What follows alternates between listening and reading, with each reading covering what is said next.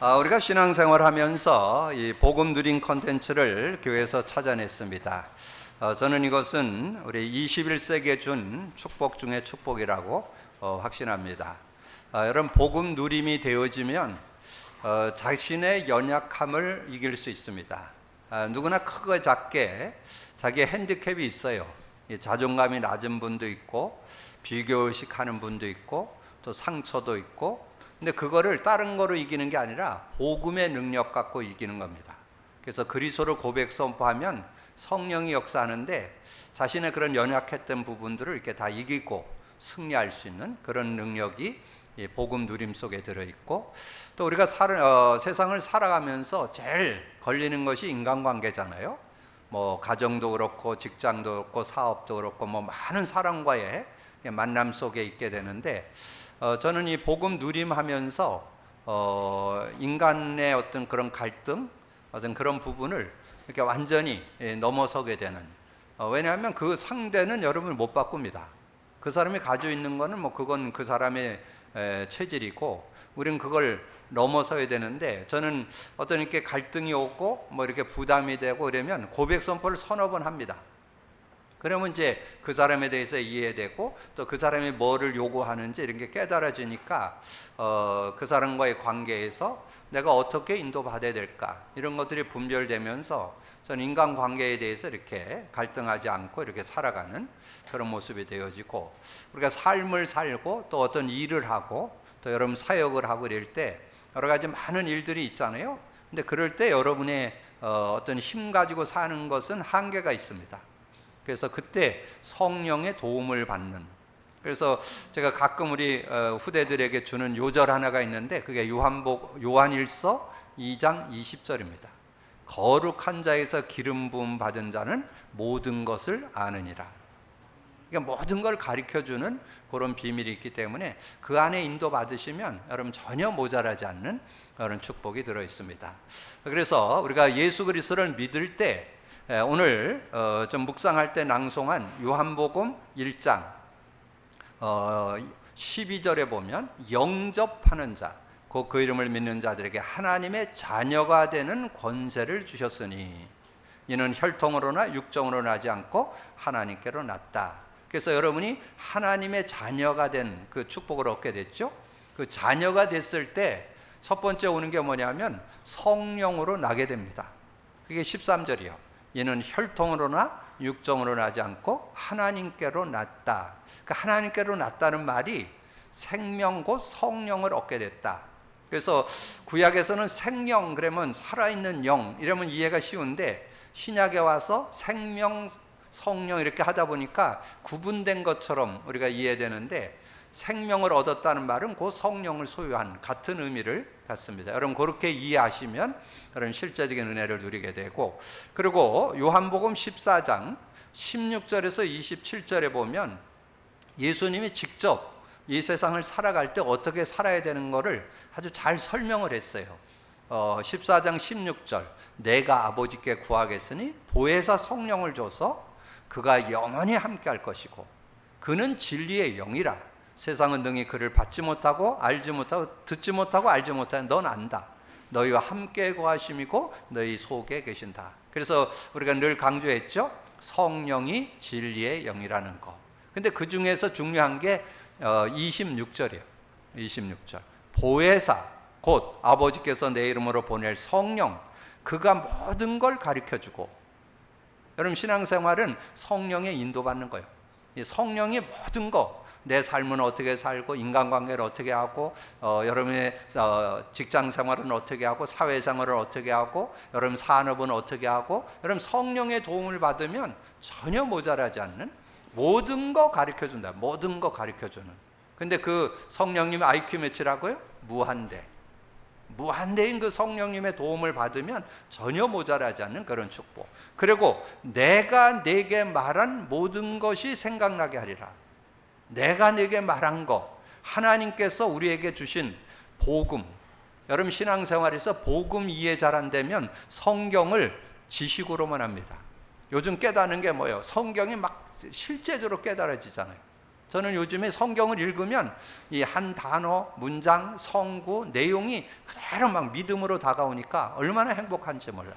그래서 모든 거 생각나게 하시는, 그래서 정말 예수님의 말씀의 핵이었던 그리스도와 성령, 이런 부분들을 깨달으면서 성령 인도받는 그런 축복이 있고, 그리고 우리가 뭐 여러 가지 일들 만날 수 있잖아요. 여러 가지 힘듦도 있고 어려움도 있고 문제 있을 때 우리가 조금만 기도하면 성령이 역사한다는 거예요. 그게 요한복음 16장 24절. 지금까지는 너희가 내 이름을 구하지 않았으나 구하라 그러면 받으리니. 구하면 받아, 성령을. 그러면 여러분 어떤 문제든지 성령이 역사하면 해결 안 될 게 없어요. 성령의 역사하면 흑암도 꺾이죠. 성령의 역사하면 천사도 활동하죠. 성령의 역사하면 하나님 나라가 이루어지죠. 성령의 역사하면 권능 받죠. 전혀 모자라지 않는 그런 축복이 그 안에 들어있는 거예요. 그게 여러분 하나님의 자녀가 되는 축복, 자녀된 축복, 자녀의 축복이 뭐냐? 성령이 성령 안에서 태어나게 됐고, 성령의 인도를 받게 됐고, 성령의 역사를 가지고 모든 걸 이기고 살아가는 그런 축복이 있죠. 그리고 또 연결하면서 뭘 줬어요? 하나님의 자녀가 되는 권세를 주셨으니 그랬죠. 권세. 이 권세 속에 놀라운 축복이 들어있어요. 여러분이 기도하면 성령이 역사하잖아요. 그러면 여러분의 삶에 눈에 보이게 역사하는 이 흑암의 권세가 무너집니다. 그래서 여러분이 늘 말씀드렸지만 마태복음 12장 22절에서 27절까지를 여러분 서너 번 읽어보셔야 돼요. 여러분 가정에서 문제 일어날 때 큰 문제 일어나면 전 가정이 하나 됩니다. 근데 사소한 것 가지고 대부분 싸워요. 근데 그거를 어떻게 이기느냐? 분쟁하고 다투게 되는 이런 거를, 그러나 28절이죠. 성령이 임하면 귀신이 나고 하나님 나라가 임하는 것이죠. 하나님 나라가 임하는. 그러나 성령을 힘입어 귀신을 쫓아내는 것이면 하나님 나라가, 그 귀신이 자꾸 장난친다니까. 그래서 귀신이 나가. 그래서 29절에 강한 자를 결박하여 세간을 늑탈하라. 여러분 가정에 평화가 있고 화목이 있고 서로 위하는 그런 가족이 되려면 이 흑암이 꺾여야 된다는 걸 말씀해 주는 거죠. 그러면서 히브리서 1장 14절에 보니까 그렇게 말씀했어요. 무릇 하나님의 영으로 인도함을 받는 사람은 곧 하나님, 1장 14절, 모든 천사들은 섬기는 영으로서 구원받은 상속자를 위하여 섬기라고 보내시면, 섬기는 종으로 이 천사들을 보내신다는 거예요. 그래서 이 천사의 활동에 대해서 아주 실제로 경험한 사람이 구약의 열왕기하 19장 1절에서 35절 내용에 그 히스기야 왕이 나와요. 근데 히스기야 왕이 이스라엘 나라 24명의 왕 중에서 3명이 아주 여호와를 잘 경외했잖아요. 다윗, 히스기야, 요시야. 그러니까 하나님을 잘 섬기는 이 왕이 섰는데, 히스기야 왕이 자기가 정말 하나님을 믿고 의지하다 보니까 막 역사가 일어나니까 아수르 나라에 조공을 바쳤는데 그걸 안 바치기로 했어요. 그러면 뭐 조공을 바쳐도 안 바치니까 아수르가 화날 거 아니에요? 그래서 전쟁을 일으켜서 이제 이 이스라엘을 공격해 들어오는 그런 모습이 됐잖아요. 그렇게 되니까 이 히스기야 왕이 하나님 앞에 기도하면 될 텐데 그게 잘 생각이 안 나요. 육신적인 게 생각이 나갖고 뭐라 하냐면 사신을 보내가지고 우리가 이제까지 조공 안 바쳤는데 앞으로 조공 바치겠다. 여러분 전쟁하러 온 사람 그 말 듣겠어요? 전쟁하러 왔는데. 그러니까 그거 안 듣죠. 그러니까 이제 금은보화, 막 성전에 막 이렇게 금으로 막 이렇게 씌워놨던 그런 것들도 다 베껴가지고 갖다가 주면서 금은보화 갖다 주니까 그거 갖고도 안 통하죠. 그러니까 이제 안 되니까 옆에 애굽 나라에 지원 요청을 합니다. 그러니까 애굽 나라가 그거 도와주겠어요? 뭐 그 남의 전쟁터에 가서 왜 손해를 봐요? 요즘에는 안 하려고 그랬죠. 그러니까 이 히스기야 왕이 이렇게 해도 하고 저렇게 해도 안 되니까 이제 마지막 잡은 게 하나님께 기도하는 거예요. 하나님 앞에 기도하기 위해서 무릎을 꿇었는데 조금 기도하고 나니까 그때 당시에 선지자가 이사야입니다. 이사야가 찾아와 가지고는 여호와께서 당신의 기도를 들었다라고.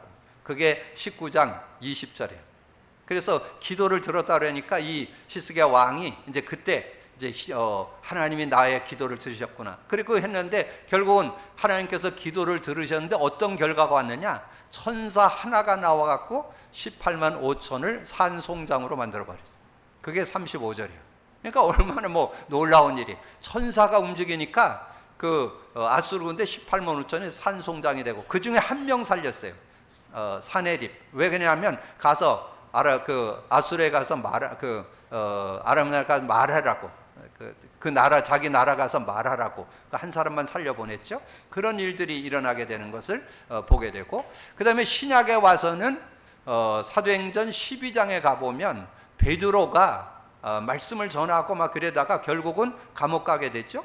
이제 베드로가 감옥 가서 있는데 그때 이제 성도들이 하나님 앞에 기도하는 것이 12장 5절에 나와요. 성도들이 모여서 합심해서 이렇게 기도를 하니까 천사를 하나님이 보내가지고 베드로를 깨워가지고 감옥에서 이렇게 나오게끔 그렇게 한 내용이 나오잖아요. 그래서 나왔을 때 이제 그 베드로가 와서 문을 두드리니까 그 게제바의 로데가 나와가 뭐라래요? 아유, 어떻게 베드로가 오셨다고 그러니까 기도하는 사람이 뭐라는 줄 알아요? 너 미쳤냐? 감옥에 있을 사람이 왜 나왔냐고. 기도해도 압니다. 그래가지고는 문 열어보니까 진짜 베드로가 와 있는 거예요. 근데 베드로가 어떻게 나왔어요? 천사 도움으로. 그래서 여러분이 기도하면 반드시 천사가 활동한다. 그래서 히브리서 1장 14절을 여러분 좀 기억하시고, 조금 더 적극적인 거는 마태복음 18장 10절 돕는 자로 우리에게 주셨다라고 마태복음 18장 10절에 말씀했죠. 그리고 여러분은 이 땅에 살고 있지만 하늘 배경, 하늘의 시민권을 갖고 살잖아요. 빌립보서 3장 20절에 너의 시민권이 하늘에 있느니라. 그래서 우리는 하늘의 배경을 갖고 이 땅에 살고 있지만 이 땅의 어떤 신분 권세도 중요하지만 하늘의 배경을 갖고 살게 됐다는 거 우리가 말씀드릴 수 있고, 그 다음에 마태복음 28장 18절에서 20절, 저는 그 말씀이 요즘에 아주 실제적으로 다가와요. 복음을 누리다 보니까 18절에 뭐라고 나왔냐? 하늘과 땅의 권세를 내게 주셨으니, 주님이 그 하늘과 땅의 권세를 갖고 계신다는 거죠. 근데 끝에 보시면 볼지어다 내가 세상 끝날까지 너희와 항상 함께 있으리라. 하늘과 땅의 권세를 가진 분이 세상 끝날까지 나와 함께 한다는 거예요. 그 얼마나 감사해요. 전혀 모자람이 없죠. 그래갖고 뭐 하느냐? 모든 민족으로 제자를 삼게 하는 그런 응답을 허락하신다는 거죠. 그래서 여러분이 하나님의 자녀가 된 신분, 그 자녀에게 따라온 권세, 여러분 그 내용을 여러분이 확신한다면 여러분 믿음으로 누리는 그런 삶이 되게 될 거예요. 믿음으로 누리게 되기를 주님의 이름으로 축복합니다. 그래서 정말 우리가 복음